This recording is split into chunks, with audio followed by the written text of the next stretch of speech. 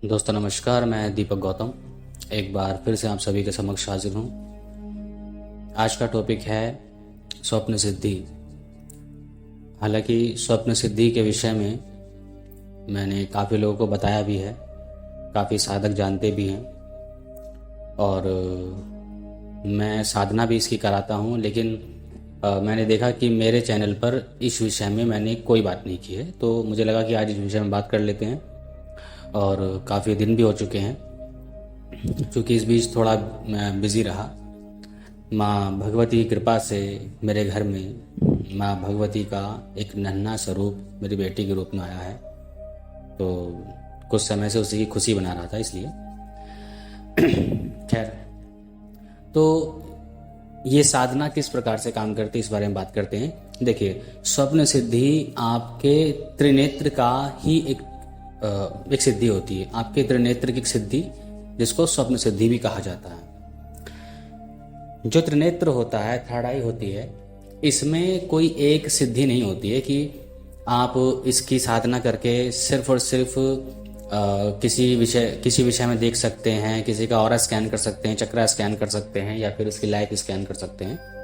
इसमें स्वप्न सिद्धि भी आती है, एस्ट्रल ट्रैवलिंग भी आती है, माइंड मैनिपुलेशन, टेलीपैथी और टेलीकिनेसिस। खैर वो एक बहुत डिफरेंट बात हो जाती है, लेकिन इसी के अंतर्गत ये सारी सिद्धियां आती हैं। तो उसमें से एक है स्वप्न सिद्धि। तो स्वप्न सिद्धि हमें क्यों करनी चाहिए? क्योंकि कई बार क्या होता है कि हम काफ़ी बार थर्ड आई की साधना करते हैं, या फिर बहुत सी साधनाएं करने के बाद हमारी थर्ड आई ओपन नहीं होती है। देखिए, हमने अपने त्रिनेत्र के किसी एक एक्सपेक्ट को अगर जागृत कर लिया तो हमारे लिए बड़ी आसानी हो जाती है त्रिनेत्र को जागृत करने में, ठीक है। तो स्वप्न सिद्धि भी उसी का एक रूप है। जैसे सूक्ष्म जगत होता है, मैं आप सभी को बता चुका हूँ, पहले भी मैंने ऑडियो भी इस पे बनाई है। उसी प्रकार से ड्रीम प्लेन होता है, यानी कि स्वप्न जगत होता है। ये दोनों अलग हैं, लेकिन लगते सिमिलर हैं, क्योंकि वहाँ के दिखे हुए दृश्य और वहाँ के दिखे हुए दृश्य लगभग सिमिलर लगते हैं, कि आप काफ़ी समानता है, लेकिन अलग होते हैं। तो हमें क्यों करनी चाहिए? क्योंकि कई बार क्या होता है कि हमें कुछ बातों का जवाब चाहिए होता है, कुछ जानना होता है, कुछ समझना होता है, या फिर कई बार कुछ ऐसी दुर्घटनाएं, कुछ अच्छी चीज़ें, कुछ खराब चीज़ें हमारी ज़िंदगी में होने वाली होती हैं। तो स्वप्न सिद्धि के माध्यम से शक्तियाँ उस घटना के बारे में आपको आगाह कर देती हैं। तो इसी वजह से हम लोग स्वप्न सिद्धि करते हैं। और दूसरी चीज़, जब हमें किसी व्यक्ति के बारे में जानना है या कुछ भी जानना है, मैं व्यक्ति विशेष की बात नहीं कर रहा हूँ, उसमें कुछ भी हो सकता है, तब भी हम स्वप्न के माध्यम से हमें उस बात का जवाब मिल जाता है कि हमें क्या करना चाहिए, क्या नहीं करना चाहिए। अब इसमें कुछ भी हो सकता है। तो ये सिद्धि 11 दिन में सिद्ध होती है, ठीक है, मात्र 11 दिन में। क्योंकि वो इस वजह से, क्योंकि ये बहुत बड़ी सिद्धि नहीं होती, एक तो चीज़ ये। दूसरी चीज़ कि उसमें मंत्र बहुत प्रभावशाली होता है। और तीसरी चीज़ ये कि ये जिस देवी का मंत्र है उनको वाराही माता बोलते हैं। वाराही माता भगवान विष्णु के जो वराह अवतार हैं उनकी फीमेल शक्ति है, और उसमें भी जो मैं आपको मंत्र प्रदान करने वाला हूँ वो अघोर वाराही है जी, अघोर वाराही। तो इसलिए इसकी सिद्धि 11 दिन में प्राप्त हो जाती है।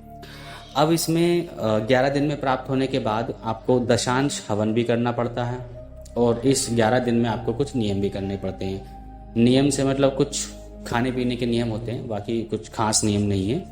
और आपको अपने निर्धारित टाइम पर साधना करनी होती है, बस इतना, ठीक है। और 11 दिन बाद दशांश हवन करने के बाद आपको वो सिद्धि प्राप्त हो जाती है। उसके बाद जब अगर आपको कोई सवाल अगर रखना है माता से, तो आप अपने सवाल को एक पर्ची पे लिख करके अपने सिरहाने रखकर और कुछ मंत्र पढ़ के सो जाते हैं। तब स्वप्न में माता वाराही आकर के या किसी भी रूप में, किसी भी फॉर्म में आपको उस बात का जवाब देकर जाती हैं, आपको उसके बारे में नॉलेज देकर जाती हैं। तो इसी को बोलते हैं स्वप्न सिद्धि। अब जैसे कि मैंने कहा कि स्वप्न सिद्धि के या थर्ड आई के, ये थर्ड आई का एक्सपेक्ट होता है, यानी कि एक सिद्धि थर्ड आई की होती है जो स्वप्न सिद्धि होती है। अगर आप कि कोई एक सिद्धि थर्ड आई की जागृत हो जाए, इसमें इंट्यूशन पावर भी हो सकती है थर्ड आई में जो आती है, या फिर जैसे मैंने कहा कि सूक्ष्म जगत को देखना, या फिर किसी को सेंस कर लेना, या फिर टेलीपैथी, या बहुत सी चीज़ें। ठीक है, तो जब आप किसी एक चीज़ पर काम कर लेते हो तो पॉसिबिलिटी ये होती है कि अब आप थर्ड आई के दूसरे आयामों में भी जा सकते हो। ठीक है, इसलिए अगर जो व्यक्ति थर्ड आई को ओपन करने के लिए ध्यान भी करता है, या फिर मेडिटेशन, ध्यान या जाप करता है, या और भी चीज़ें करता है, उसको भी ऑटोमेटिकली ये स्वप्न सिद्धि प्राप्त हो जाती है। ठीक है, लेकिन उसमें कोई गारंटी नहीं है कब तक हो कब तक नहीं हो। लेकिन हाँ, इसमें यह होता है कि 11 दिन में आपको सिद्धि प्राप्त हो ही जाती है, अगर करने वाला व्यक्ति उस संकल्प के साथ करे तो। इसमें मंत्र बहुत बड़ा नहीं है, मान के चलिए कि कितना बड़ा बताऊं आपको, नवाड़ मंत्र के बराबर मंत्र होता है, और आपको 10 दिन उसका जाप करना पड़ता है, जिसमें आपको सिद्धि प्राप्त हो जाती है। लेकिन एक चीज़ का ध्यान रखिएगा कि सिद्धि प्राप्त करने में सबसे बड़ा जो एक योगदान होता है वो होता है आपका संकल्प और आपका डेडिकेशन, यानी कि आप किस एकाग्रता के साथ उसको कर रहे हैं। ठीक है, क्योंकि अक्सर लोग साधना को उठाते ही या दूसरे दिन तो बोर होने लगते हैं। हालांकि मन का उच्चाटन किसी भी साधना में कॉमन बात है कि मन नहीं कर रहा है, लेकिन अगर मन का गुलाम बन के रहना है तो फिर आप जीवन में कुछ नहीं कर सकते हैं, क्योंकि मन का उच्चाटन सिर्फ साधनाओं में नहीं, आपके जीवन के हर कार्य में होता है, आपके रिलेशन में भी होता है, आप जिस ऑफिस में काम करते हैं वहाँ भी होता है। तो आज तक लगभग जितने भी मेरे शिष्य रहे हैं उनमें लगभग क्या मैं समझता हूँ कि 70-80% जो से वैदिक लोग जो स्टार्टिंग के जो उच्चाटन जो मन का होता है वहीं पर अटक जाते हैं, और काफ़ी लोग उस संकल्प को पूरा करने के लिए मेहनत करते हैं। ठीक है, और वो निकल जाते हैं। हालांकि अगर आप कंपेयर करो इस चीज़ को कि आपकी साधना करने की टाइमिंग और उसमें दी जाने वाला आपका टाइम, क्या आपके जीवन में जो आप रोज़मर्रा की ज़िंदगी में जी रहे हो, टाइम वेस्ट कर रहे हो, क्या उससे अधिक है कम, तो आप देखेंगे कि उससे भी कम आपको टाइम देना पड़ता है। लेकिन मन के उच्चाटन की वजह से कुछ लोग छोड़ देते हैं कोई भी साधना। तो सिर्फ जिस व्यक्ति ने मन को एकाग्र करके उस साधना को करने बैठ गया तो उसकी सिद्धि होती है। ये सिंपल सा लॉजिक है। ठीक है, किसी भी साधना में तो जो भी साधना करना चाहता है वो मुझे बता सकता है। ठीक है, और इसमें आपको सिर्फ एक फ़ोटो रखनी पड़ती है माँ वाराही माता की, और उसका एक पूजन करना पड़ता है। सो मैं जो साधना लिंग उनको मैं बताऊँगा, और उसके बाद 11 दिन साधना करने के बाद उस फोटो को अपने मंदिर में या फिर अपने चौकी में स्थापित कर देते हैं, और अपनी साधना को, यानी कि देखिए कोई भी साधना जब हम करते हैं वो कम्प्लीटली सिद्ध हो भी जाती है ना, तो उसको बरकरार रखने के लिए उनका कभी कभी बीच बीच में जाप करते रहना पड़ता है।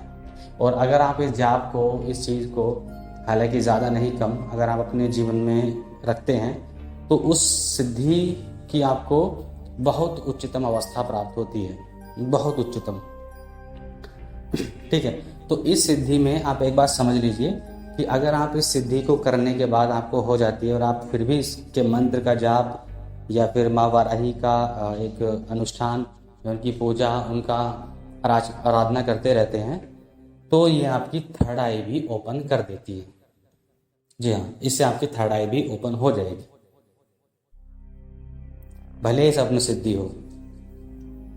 ठीक है, तो मैं जनरली आपको यही बता रहा हूँ कि किसी भी साधना को प्राप्त करने के बाद उसको बरकरार रखने के लिए भी कुछ अनुष्ठान करते रहना पड़ता है, क्योंकि अक्सर साधक ये गलती करते हैं, बहुत लोगों ने गलती की है। और हाल ही में मेरे पास काफ़ी ऐसे लोग आए जिनको सिद्धि प्राप्त हो गई थी, प्राप्त होने के बाद वो उसको करते नहीं है, और करते नहीं है तो वो चीज़ जीवन से चली जाती है। क्योंकि ऐसा थोड़ी कि आपने 11 दिन, 10 दिन, 21 दिन, 41 दिन या फिर कुछ समय आपने किसी सिद्धि को दिया, जब आपको प्राप्त हो गए तो आप उस व्यक्ति को या फिर उस भगवान को भूल ही गए, उसको भोग चढ़ाना भूल गए, उसका नाम जपना ही भूल गए, उसको प्रणाम करना ही भूल गए। ऐसा नहीं होता है, ऐसा किसी भी सिद्धि में कहीं नहीं हो सकता है। और लगभग लोग इसी माइंडसेट के साथ चलते हैं, तो अपना ये माइंडसेट हटा दीजिए, ऐसा कभी नहीं होता है। इसलिए सिद्धि को बरकरार रखने के लिए उनका नाम जप करते रहना पड़ता है। भले आप हफ्ते में 2 बार करो, 1 बार करो, आप 15 दिन यानी कि मावस पूर्णिमा पर करो, लेकिन आपको अपने उस भगवान को जो आप अपने जीवन में जिनको लाए हो और जिनकी पूजा आप करते हो, तो आपको उनका नमन, ध्यान या भोग देते रहना पड़ता है। ठीक है, बाकी टाइम चीज़ें आप पर निर्धारित है कि आप कब कब करते हो, क्योंकि कई बार ये होता है कि साधक इतने सारे रिचुअल्स फॉलो करता है, इसकी पूजा उसकी पूजा, तो एक और भगवान ऐड होने से उसकी और ज़्यादा बोझ आ जाता है। ऐसा भी लोग करते हैं। तो खैर आप इस तरह से कर सकते हैं। बाकी साधना 11 दिन के 11 दिन बाद इसमें दशांश हवन होता है। जो भी व्यक्ति इसको लेना चाहता है उसको मैं बताऊंगा। ठीक है, बहुत टिपिकल साधना नहीं है, बहुत सिंपल साधना है और इस साधना में बहुत ज़्यादा सामग्री का यूज़ भी नहीं होता है, बहुत मिनिमम से चीज़ों का यूज़ होता है। तो जो भी करना चाहता है वो मुझे बता सकता है। आज के लिए इतना ही। नमस्कार, धन्यवाद।